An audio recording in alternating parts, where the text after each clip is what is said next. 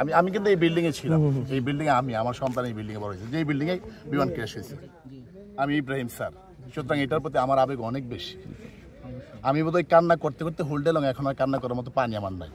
আমার নিজ হাতে যে লাশগুলো, ওই যে তুমি বললে না মর্গে আমরা যেগুলো পাঠাইছি না, সবগুলো আমরা দেখে আসছি।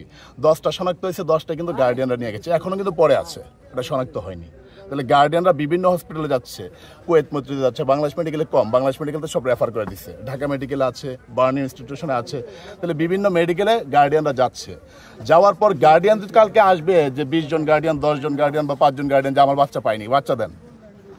মানে তোমার চেয়ে তার আবেগ, আমার চেয়ে আমার রক্তের চেয়ে তার রক্তের টান বেশি, সে তো কালকে মানবেই না, এখানে শুয়ে যাবে না কালকে। তাহলে আমরা ওইটা দেখবো না? গার্ডিয়ান কোনোভাবে মানবে? কোনো গার্ডিয়ান তার সন্তান মিসিং মেনে নিতে পারবে?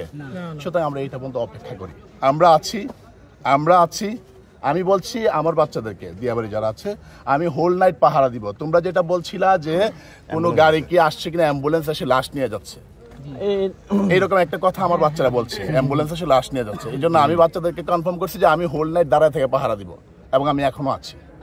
বান্ডেল থাকলে প্রতি সেনমানিতে টাকা বাঁচবে। বিকাশ সেনমানি বান্ডেল কিনে জিতুন প্রতি লেনদেনে। আমি এখনো আছি।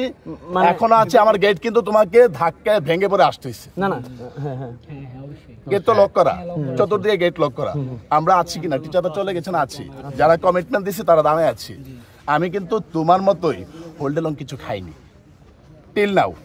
লাশ কিন্তু একটা কবরে দিয়ে আসছি, রানা স্যারের মেয়ে। আমার মেয়ের নাম হুমায়রা, ওনার মেয়ের নাম হুমায়রা।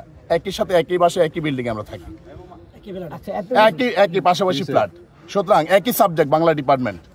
মানে স্যার আমাদের মনে হওয়ার কারণটা হয়েছে কি, যখন আমারও মনে হবে, এই বয়সে আমারও মনে হতো, আমি যদি তোমার বয়সে থাকতাম, আমি ঠিক তোমার যে আবেগ নিয়ে এখানে আছো না, আমার বিশ্ববিদ্যালয় লাইফে একই আবেগ নিয়ে আমি ছিলাম। আমি 24-এ গণ-অভ্যুত্থানে একই আবেগ নিয়ে রাস্তায় ছিলাম। আমাদের গার্ডিয়ানরা তো আজকে দৌড়াচ্ছে, লাশ কোথায় আছে, কি অবস্থায় আছে, যার যার টেনশনে দৌড়াচ্ছে। তাহলে কালকে সকালবেলা কি গার্ডিয়ানরা আসবে না যে আমার লাশ পাইনি? ঠিক ততটা যদি আমরা ক্রস চেক করি, গভর্নমেন্টের হিসাবের সাথে যদি আমাদের বেমিল হয়, আমরা আশা করি 10, 11, 12টার মধ্যে সমাধান হয়ে যাবে। গভর্নমেন্টের হিসাবের সাথে আমাদের কোনো বেমিল হওয়ার কথা না, কারণ আমাদের তো গার্ডিয়ান আছে।